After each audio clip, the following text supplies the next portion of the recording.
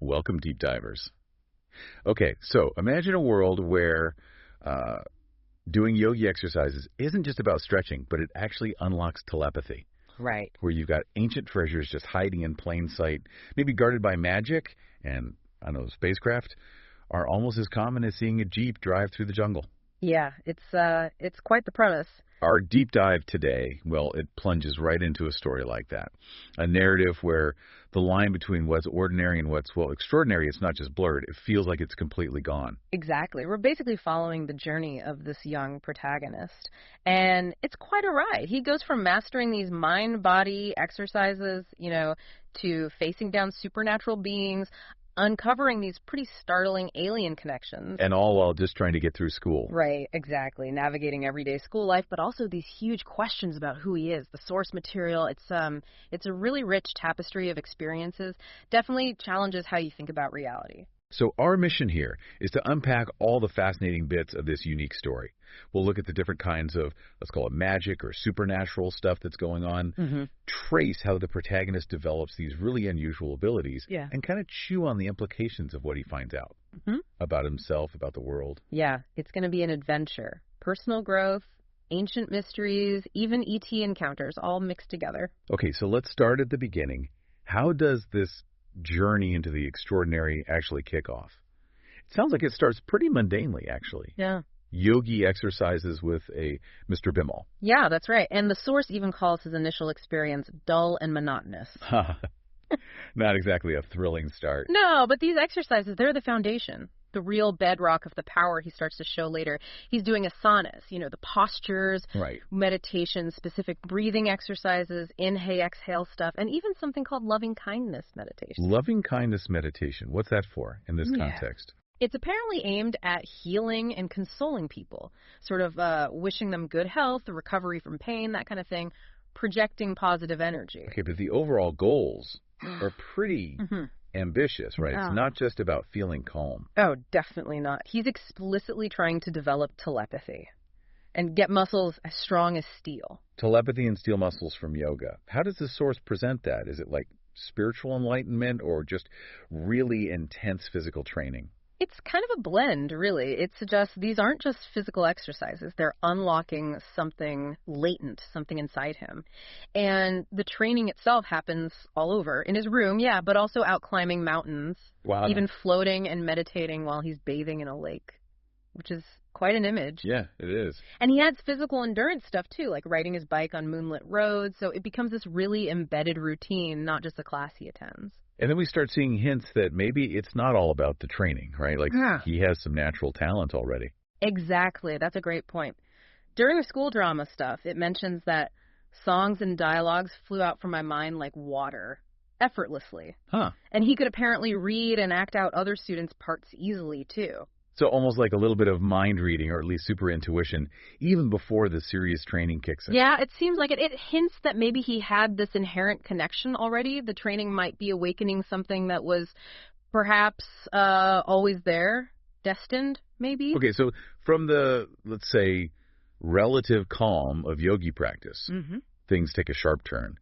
He gets pulled into this thing called the unsettling safari. Yeah, this hunting trip. And the company he's with sounds, let's say, dubious. Mr. Anthony, a police officer, Mr. Lalith, Uncle Aaron, and the driver, Salmon. And the description of the hunters. Not great.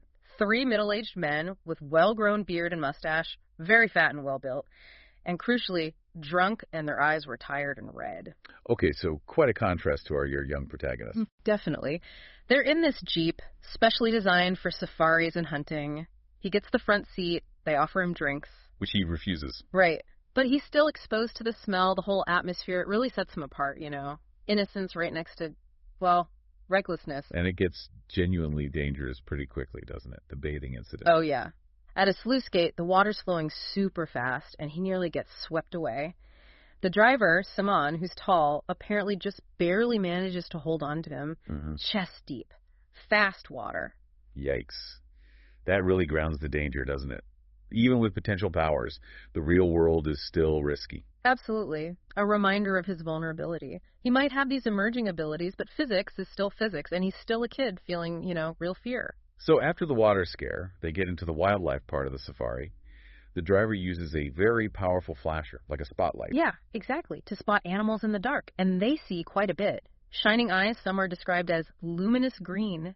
A herd of buffaloes, leopards just lying and sleeping for their prey. Also deer, wild boars, foxes, even a large number of megabats. It paints a really vivid picture of the jungle at night. Okay, standard safari stuff. Maybe a bit intense, but then... Yeah, things go from intense wildlife viewing to, well, something else entirely, completely unexpected. Spacecraft. The spacecraft, it just appears, comes very closer, the source says, and actually locks their Jeep into its landing gear. It grabs the Jeep. Yep, and then flies them around the lake. The narrator gets this brilliant sky view. Which he enjoys. Apparently. It's bizarre, right? Abducted by aliens, flying in a Jeep, and he's kind of taking in the view. Maybe it shows his unusual composure, or maybe just shock. Or maybe a sign he's already comfortable with the extraordinary. It could be. A hint of something deeper, but then comes the really strange part. His magic. Right. He tries a spell to chase away bears. And instead, he summons a herd of elephants. Yeah, quite a miscalculation. But it shows this raw power bursting out, maybe less about precise control and more about this deep connection to nature, almost instinctual. And then he actually talks to one. He does. He interacts directly with this big tusker, calls him Raja, touches its trunk and ears, and the elephant lifts him up so he can rescue the hunters who'd scrambled up a tree to escape the other elephants he summoned. Unbelievable. So he causes the problem and then solves it with an elephant Uber. Pretty much. It's this incredible mix of accidental magic and then direct, almost shamanic communication. So what happens after that? The hunters must have been freaking out. They were saved, so mostly grateful, actually. They're calling him Tarzan and My Lucky Angel. Huh? They try to celebrate, showering him with champagne foam and spirits. He doesn't drink it, of course. Tell the innocent kid. Exactly. The driver, Saman, even helps him wash off the alcohol smell later, saying something like, "Those drunken fellows immersed you with drinks." It just reinforces that contrast again, him versus them. Okay, so jungle adventures, aliens, talking elephants. Yeah. Where does the story go next? It seems like it can't get much weirder. Oh, it finds a way. The narrative shifts to a haunted hostel, and it starts with those two ladies who apparently joined the hunters at some point, described as beautiful and friendly. But there's a catch, obviously. A big one. Mr. Cyril reveals they were not real ladies. He calls them reincarnations of the three witches, and the signs were there. No shadows, they didn't wink. Classic folklore stuff for non-human entities. Okay, creepy. Did anything happen with them? Mr. Bimamal, the yogi teacher, had a run-in. One touched his hand, gave off the smell of honey, led him up some rocks, then tried to bite his neck and turned into a bear. Whoa, a bear. Yep, he had to use a protective spell to get away. So what were these things? Witches? Demons? Well, the source mentions some debate among the characters. Maybe Mahasona, which sounds like a dangerous devil figure from local, probably Sri Lankan folklore. Mm-hmm. Or maybe Mohini, who's often portrayed as this seductive female spirit or demoness that lures men. The ambiguity just adds to the creepiness, really. Lots of supernatural threats around. And it seems like Mr. Bimal, the magic teacher, is the main target. It looks that way. The narrator, Mr. Bimal himself, and Mr. Cyril are actively trying to protect him. They know someone or something is following him. And he gets sick. Yeah, his health goes downhill. Fever, urine trouble, the source says, and physical marks too, claw marks in purple color, and 2 red marks in his neck. Like bite marks. Sounds like it. The source even mentions his hemoglobin levels dropping. It really implies something is draining him energetically or, maybe even physically, like invisible vampires or something. Okay, that's serious. So they need to do something drastic, an exorcism. Exactly, a full-on ritual. Swami and Guru, these 2 exorcists the narrator met, are brought in. Apparently the other guy, Charmer, couldn't come because he got bitten by a snake. Always something happening to these characters. So what did the ritual involve? It was elaborate. Saffron water, enchanted pots, copper plates with spells written on them, torches, resin-burning rums, lighting 108 lamps. Yeah. Very specific, ancient-feeling magic. And what was the narrator's role in all this? Was he just watching? Not at all. He gets deeply involved, becomes mesmerized, even entranced with necromancy, the source says. He starts speaking in the strange voice of an elderly man performing wizardry. So he's channeling something. Or someone. It certainly seems like it. He's right in the middle of it. They make offerings, too. Hen's blood, eggs, a black hen offered at the Rocks of the Three Witches, where Mr. Bimal had his encounter. And did it work? Apparently, yeah. Bats were chased away, owls seemed entranced, and it says trespassing bad souls were charmed or neutralized.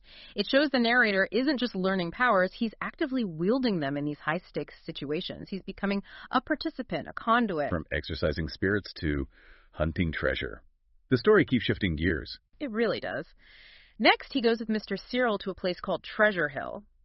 And there they meet Charmer, the guy who missed the exorcism because of the snake bite. Okay, Charmer. What's he like? Described as an elderly, tall man. Very distinctive look. Red scarf, shark tooth necklace, lots of tattoos. Gives off a powerful vibe, you'd imagine. And they're there for treasure. What do? More rituals. Yep. Prayers, offerings, magic spells, bells, lamps. All this happening inside caves that have crocodile pictures on the walls. It's a mix of like sacred ceremony and a very goal-oriented treasure hunt. And the narrator's special abilities come into play again. Big time. He uses his magic eyes, able to see through the rock. See through rock, what does he see? A hall of a palace just stuffed with treasure. The description is wild. Thousands of gold beams, copper pots filled with gems, diamonds, pearls, piles of thrones and crowns, millions of gold and silver coins, statues, gold vessels, even golden coconuts and eggs. Just unbelievable wealth. Wow. But is it guarded? Usually these things are. Oh, yeah. He sees a guardian, an old man lying on a granite coffin. There's a large key nearby, but it's guarded by dangerous snakes. And there's a sword poisoned with venom. So yeah, definitely not just lying there for the taking. And the old man on the coffin, is that? Later revealed, yes, to be the mummy of Queen Shugula, inside a series of coffins. So ancient royalty guarding ancient treasure. Okay. Standard enough for a treasure story. But then... A monkey spirit appears. Just pops up. Monkey spirit? Yeah.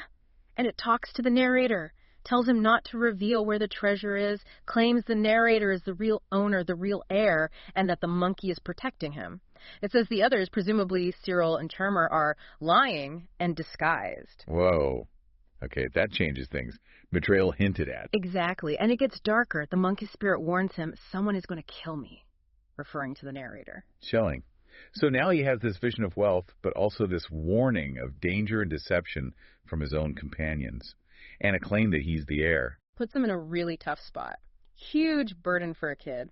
It also mentions this book of treasures, a secret manuscript on Palmyra leaves that supposedly details where lots of ancient wealth is hidden. So this isn't the only treasure out there. Apparently not. It mentions others, like a golden chain in Satan's Hill, a golden cart in Anuradhapura, and interestingly, it notes these don't require human sacrifice.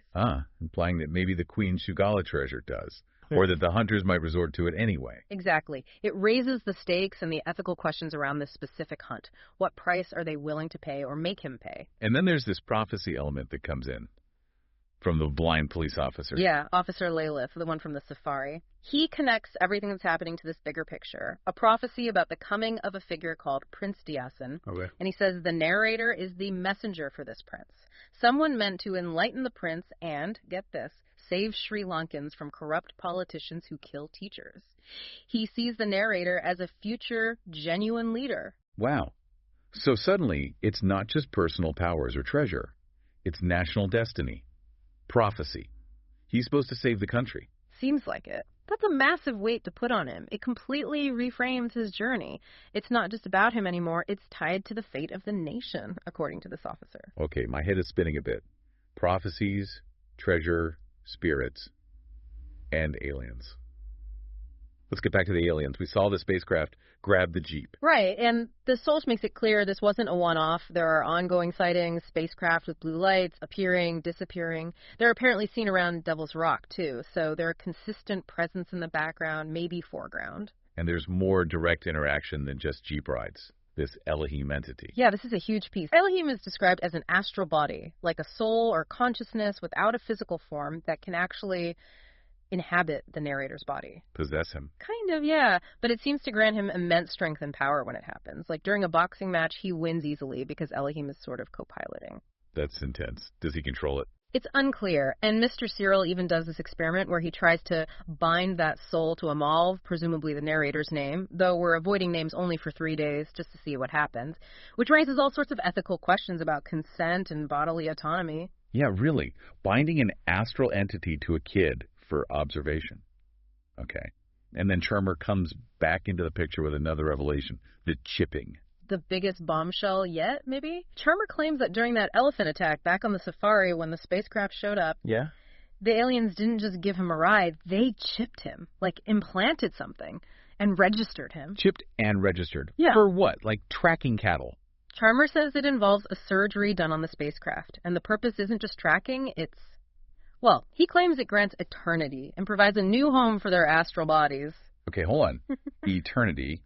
A new home for their astral bodies. Does that mean they want his body? That's the implication, isn't it? Or some kind of symbiosis, maybe using chipped humans as hosts or vessels. Charmer even claims he can remove the chip, which makes you wonder why he hasn't, or if he can be trusted. Right. And what are these aliens like? Not little green men, I guess. No. The description is really bizarre. Sky people, like jellyfish with bright and transparent bodies, living in astral form. But they can also appear as animals. Jellyfish people who can look like animals. Okay. And ancient. Elohim, the astral entity, claims to be 200,000 years old, says they arrived on Earth 160,000 years ago, following these trident symbols they saw on mountains back when Neanderthals were around. So they're presenting themselves as these incredibly ancient beings, deeply tied to Earth's history, maybe even guiding it. That seems to be the lore presented. It mixes sci-fi with almost mythological timelines, ancient aliens influencing early humanity. And the narrator can astral project himself, leave his body. Yes. He can leave his body and watch things, like his own boxing match. But there's a downside. When Elohim takes over his body, his consciousness is apparently vulnerable. The source mentions his body being taken by Elohim and then experimented on by robots inside the spacecraft while he's, presumably, helpless to stop it. That's horrifying. So these powers come at a huge potential cost. Loss of control, non-consensual experimentation. Exactly. It's not all power-ups and cool abilities. There's a real dark side to these interactions. And Charmer, the wizard guy, he has more secrets up his sleeve. Or on his belly, apparently. Yeah. He reveals this tattoo on his stomach, a triangle divided in two. He says